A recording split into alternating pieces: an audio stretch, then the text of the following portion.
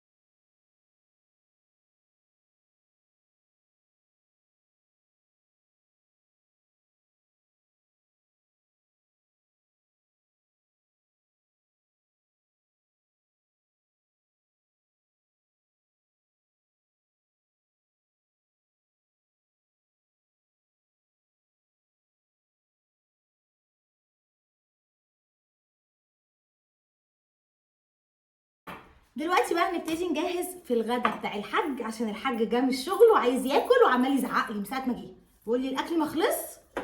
اول حاجه هنعملها زي ما انتم شايفين كده، جبت البايركس بتاعتي هحط فيها شويه من الملح، شويه من الكزبره، مش كتير، احنا بس عشان نتبل الفراخ، شويه من الفلفل الاسود، سنه قرفه تدي ريحه حلوه، سنه صغننه. لو مش عايزه تحطي قرفه ما تحطيش، مفيش مشاكل. وشويه من البابريكا. طبعا عايزه اقول لكم ان الكهرباء قطعه وانا شغاله دلوقتي من غير كهرباء، شغاله على نور ربنا، احلى حاجه. شغاله بالحجاره؟ بالحجاره. هي شغاله من غير كهرباء. الحاج بيهزر. تهزر معايا يا حاج؟ ماشي. هي شغاله من غير كهرباء. الله يبارك. هي شغاله من غير كهرباء يعني مفيش نور، اقصد شغاله بالحجاره. هم فاهميني، شغاله بالحجاره. ايه اكل الحاج؟ انا هاكل اللي انتوا بتعملوه ايه؟ لا مفيش اللي احنا بنعمله، انت الدكتور قايل لك حافظ على اكلك. هو ده اللي انت عامله منه. لا اللي انا عامله منه مش بتاعك. هاكل من ده ومن ده. لا يا سلام. حلو. ايه من ده؟ فرح هو من ده ومن ده.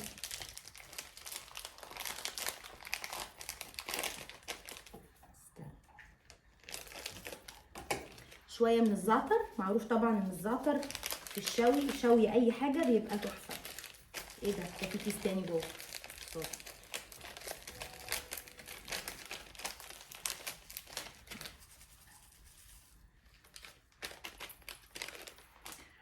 وهنحط طبعا شويه من زيت الزيتون. زيت الزيتون طبعا من الحاجات الصحيه اللي مفيش منها ضرر. هنحط شويه كده للتتبيله، وهنحط رشه جوز الطيب. هنبشر كده ايه بشرايه صغننه. شفت انا مظبطه لك الاكل ازاي علشان خاطر بس ما تقوليش هاكل عليه. مش لا مفيش علاقه. فش. انسى الكلام ده خالص، هاكل فش. ده ضد الدهون. فين المبشره اهي. والله العظيم اتصل بدكتور محمد اقول له. نبشر بقى عشان ايه نظبط الكلام. بس كده. ناخد بقى عصرة ليمونة كمان. ريحة التتبيلة بقى والزعتر مع الليمون مع زيت الزيتون عامل ايه ميكس تحفة. ونقطة خل مش كتير بس. نقلب بقى الهيصة دي كده مع بعضها. هنزود شوية من البابريكا.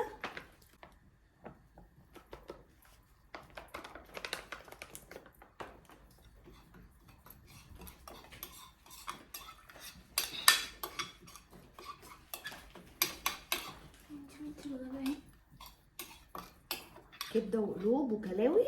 مش ضاني ما تخافيش.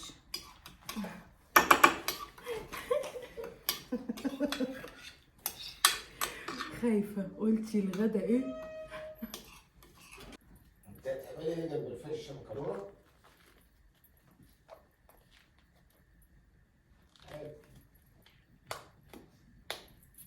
بطاطس محمره. سلطه. مفيش الكلام ده.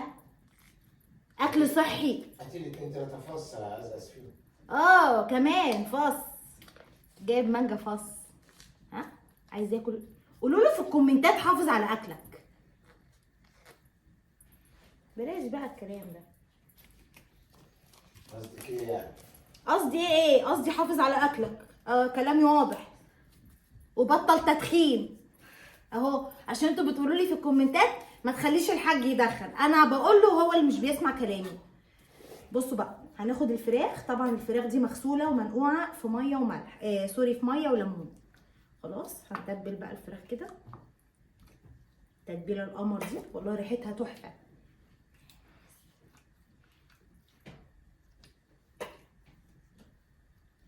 طبعا انا مش عارفه اوصف لكم قد ايه الجو حر.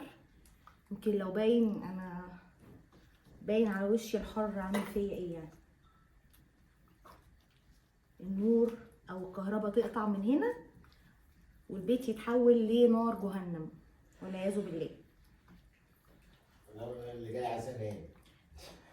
الجو حر قوي.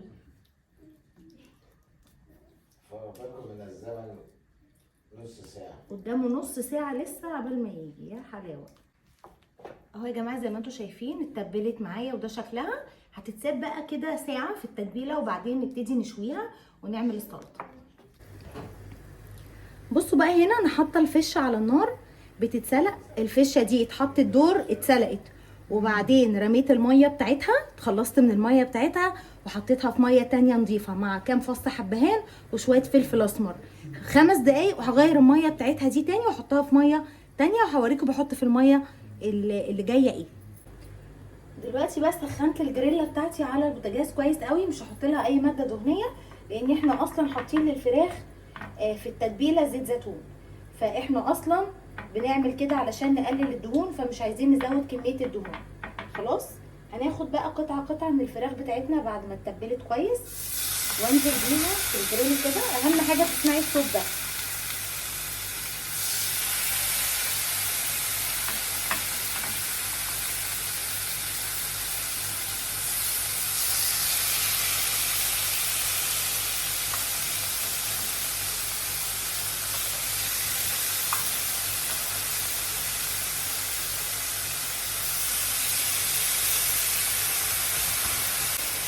هنخلي النار متوسطة علشان نضمن ان الفراخ استوت، وفي نفس الوقت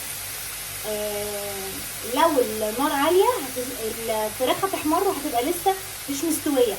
لكن بعد ما تاخدي الصدمة بقى بتاعتها الاولانية دي تبتدي تهدي النار علشان تاخدي كمان وش من الناحية التانية، وهي اصلا ما بتاخدش ازيد من 3 دقايق على النار، لان الفراخ متقطعة رفيع كده زي ما انتم شايفين، فبالتالي ما بتاخدش سوا خالص. شايفين هنا بقى بعد ما صفيت في الفش اهي، ده تاني دور. تالت دور بقى بحط ميه نضيفه على النار وبحط فيها بصلايه مقطعه 4،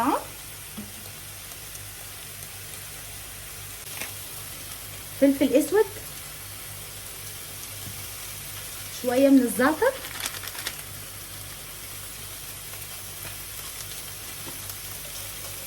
وكمان فصين حبهان. هسيب الميه بقى دي تغلي، وبعدين هرجع احط فيها الفشه للدور الاخير بقى اللي هو هيكمل السوا في الميه دي. كده انا ضمنت ان هي اتخلصت من كل الزفاره والدم اللي فيها، ودلوقتي بقى هتتسلق في ميه نظيفه خالص. هنا بقى الفراخ اهي زي ما انتم شايفين، نقلبها على الوش التاني.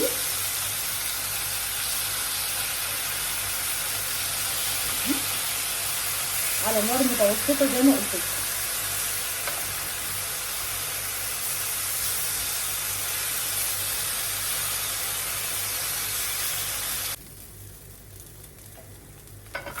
كده اول دور اهو استوى، هبتدي انزل بقى الدور التاني. شايفين ده شكلها اهو بعد ما خلصت، جوسي خالص وطريه وريحتها مفحفحه وقلب البيت. بصوا اهو الفشه بتاعتي هنزل بيها كده.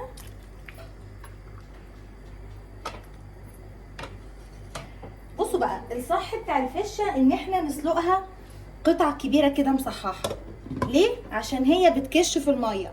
لو قطعناها قطع صغيره تيجي بعد كده تسلقيها وهي متقطعه صغير هتكش معاكي وتبقى حتت قد كده، فكل ما تسلقيها وهي قطع كبيره كل ما كان افضل طبعا.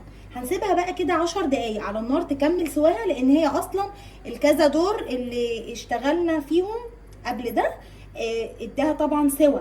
فدلوقتي دي اخر مرحله، دي تالت دوره، تاخد فيها 10 دقايق تستوي، يبقى كده الفشه بتاعتي جهزت. دلوقتي بقى علشان اعمل التومه بتاعه الكبده والكلاوي والقلوب، حطيت هنا كميه من التوم يعني حوالي راس توم، وقطعت عليها فلفل رومي احمر، وقطعت نص قرن فلفل اخضر علشان لقيته حراق فمرضتش ازود فيه قوي. احط بقى ملح وفلفل وكزبره وكمون، واطحن كل الكلام ده مع بعض. دلوقتي بقى هبتدي اجهز الكبده والقلوب والكلاوي. هنا معايا الكلاوي زي ما انتم شايفين متقطعه اهي قطع صغيره تمام، والقلوب نفس القصه متقطعه شرايح اهي رفيعه علشان برضو ما تاخدش سوا وتاخد السوا بتاع الكلاوي. اخر حاجه طبعا هحطها الكبده، لان الكبده ما بتاخدش سوا خالص. معايا الثلاث حاجات اهو. هبتدي اولع البوتاجاز على العين الكبيره كده، واحط شويه من الزيت تمام،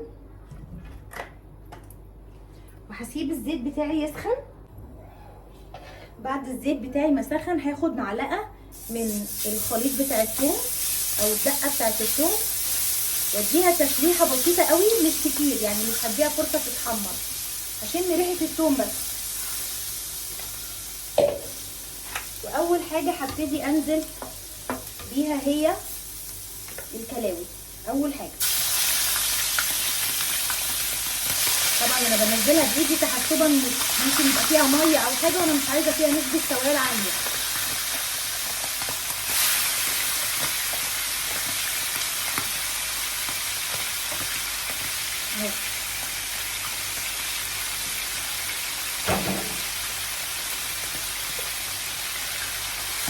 هشوح بالشكل ده كده لغايه ما تغير لونها، وهبتدي اهدي النار عليها شويه، لان الكلاوي تاخد سوا شويه عن القلوب والكبده. غيرت لونها اهو، وهبتدي انزل عليها على طول بالقلوب. وهقلب برضو.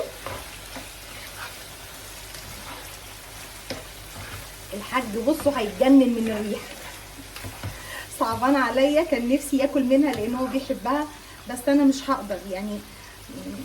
الحنيه الزايده دي في اوقات بتاذي، فمعلش بقى هو يستحمل معانا شويه يعني. اهم حاجه في الموضوع ان انا عملت له هو الغدا بتاعه وغديته، اخد علاجه وتمام التمام. احنا بقى بعديه بقى نتصرف مع حنين. بصوا يا جماعه زي ما انتم شايفين كده بدات تنزل ميه. هستنى لغايه ما تشرب الميه بتاعتها دي خالص، وبعدين هنزل بالكبده. الكبده في الاخر خالص، لان الكبده ما بتاخدش يعني سوا خالص، يعني مجرد ما بتنزل يعني ما بتغيبش خالص، حوالي دقيقتين 3 وتبقى الكبده كمان مستويه. اهم حاجه عندي ان الكلاوي والقلوب بيستووا كويس في السوائل اللي نزلت منهم دول، وانا مهديه النار وبغطيها طبعا علشان خاطر تستوي بسرعه. بصوا يا جماعه شربت كل السوائل اللي فيها تمام كده. ودلوقتي بقى هعمل ايه؟ في النص كده هعلي بقى النار تمام، وهعمل ايه؟ وهنزل بالكبده. هنزل بالكبده كده في النص.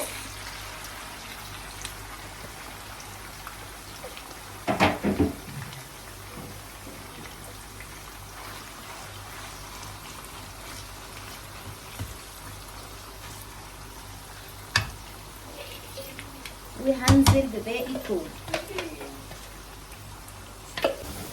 كده. اشوح بقى الكبده كده. الفشه قطعتها كده زي ما انتم شايفين قطع صغيره اهي بالشكل ده، وهنزل بيها على الكلاوي والقلوب والكبده، وبقى هبتدي احمرها معاهم. ودلوقتي معايا شويه من الفلفل الرومي احمر واخضر، هنزل بيهم بقى.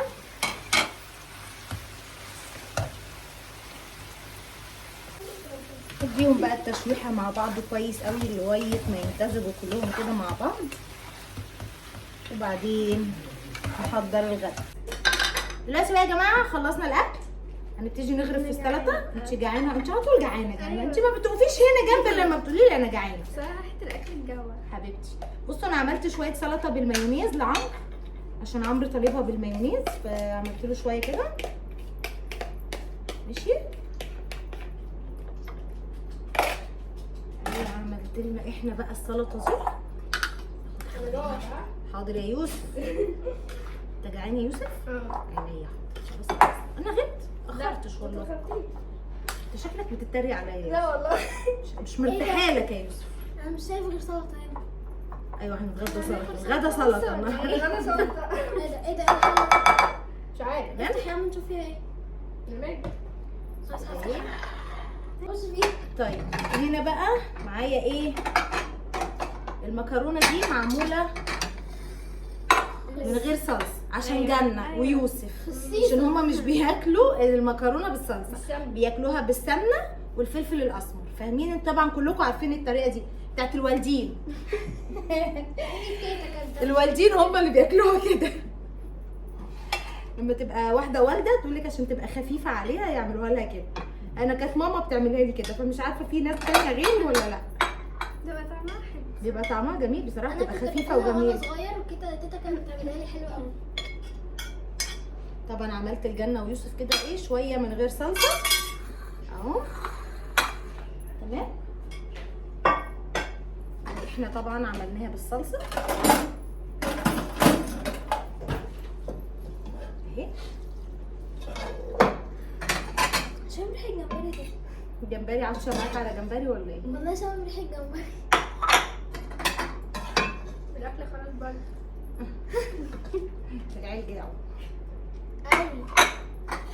على فكره عايزه اعمل لك طريقه اكله عملتها لهم امبارح. بجد؟ اكل سوري. سوري؟ شاورما سوري. وعجب الشريف؟ دي فتة كمان. بجد؟ فتة سوري. فتة سوري يعني. زيها هتعملي تومية وفراخ ورز. تومية أنا وفراخ فتة ورز. سوري. ما تقولي فتة سوري. وبطاطس لو عايزة. جنة على فكرة عملت لنا رز وبتعرف تعمل كشري أصفر وبتاع اسمه ايه ده؟ وبشاميل جنة شاطرة. و بتحب فتة المطبخ. سوري. زي برضه. ادي المكرونة بالصلصة. ايه اللي بقى؟ دي ايوه احنا عايزين نعرف ايه الحاجة دي. اهو. صح يا سمسم. واو. اوه ماي جاد. اوه ماي جاد. بصوا بقى يا جماعة. ريحتها قلبها على جمبري فعلا. بجد والله ليه يعني؟ شكلها حلو الصراحة. بصوا الصوص بقى بتاعها، شايفين شكله ايه؟ تحبي نعمل الجمبري؟ بقى ايه الاكل بتاعتنا اكيد يعني. عشان كلنا جوعنا قوي الصراحة. قوي الصراحة. هو سيزر كده بيشرب؟ اه امال ايه مش بيختص يعني؟ ده جامد. هو ليه بيشرب كده؟ أنا عايزة اعرف بس. هو بيشرب كده. بص ازاي؟ ريحتها تحفة. قوي. ريحتها جمبري. يوسف عمال يعلق على كلامي. والله ريحتها جمبري. اه ما هي عاملة نفسها جمبري. ايوه. حلو. هضطر بتحس انها جمبري. تمثيلها رائع حتى في الريحة. انا وجدة ويوسف هو احنا اللي عاملين الاكل ده. اهلا وسهلا. ده الغدا بتاعنا النهارده يا جماعه. يا رب الحلقه تكون عجبتكم، ولو عجبتكم الحلقه ما تنسونيش في اللايك والشير والسبسكرايب للقناه وتدوسوا على زر الجرس والاكل اللي انا هاكل منه يوصلكم كل جديد. الحاج واقف بصوا هيتجنن من الريحه. استنوا بقى. انا غديتك خلاص. لا انا هاكل تاني. لا مفيش هاكل تاني. استنوا بقى. اكتبوا للحاجه استنوا بقى إيه؟ في الكومنتات التزم يا حاج. هعمل لكم اكل سوري. انت تعمل اكل سوري؟ عملته لنا امتى امبارح. ده؟ انتظروا فيديو جاي لجنة هتعمل لنا فيه اكل سوري. عملته لنا امبارح. كان جامد الصراحة. عملناها شاورما جامد. سوري بقى. احنا جبنا فيها هتعمل لك تومية وهتعمل لك بانيه هتعمل لك رز هو ده الاكل السوري؟ وبطاطس لو عايز. وبطاطس. خلاص لو ماشي. عايز حسب الطلب. لو عايز. خلاص يا جماعه يلا شجعوا جنة في الكومنتات وقولوا لها خشي اعملي لنا اكل سوري وهتصوروا وتوريكم عمليته ازاي. ونشوفكم في فيديو جديد ان شاء الله، والسلام عليكم ورحمه الله وبركاته.